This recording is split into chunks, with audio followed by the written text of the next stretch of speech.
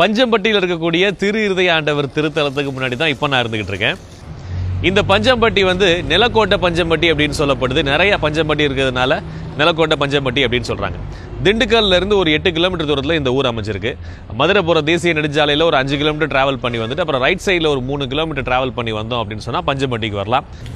இப்போ சர்ச்சுக்குள்ளே போகலாம் வாங்க.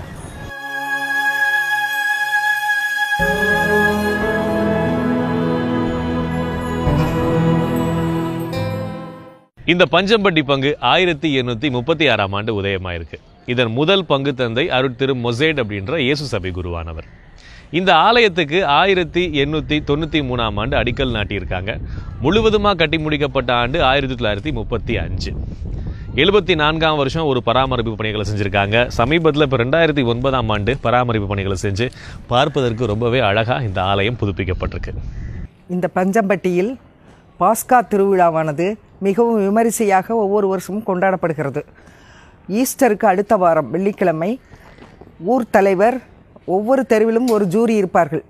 ஜூரிகள் அனைவரும் சேர்ந்து ஊர் பொதுமக்கள், பங்குத்தந்தை, உதவி பங்குத்தந்தை அனைவரும் சேர்ந்து இந்த திருவிழாவை கொண்டாடுகிறார்கள்.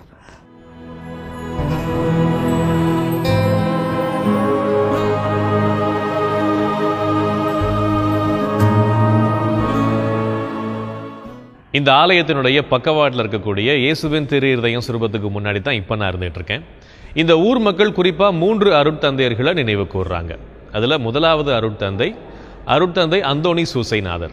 விவசாய பகுதி அப்படின்றதுனால மழை தான் இவங்களுக்கு முக்கியமாக தேவை. மழை இல்லாத சமயத்தில் இவர் வேண்டுனார்னா மழை அவ்வளவு பெய்யுமா.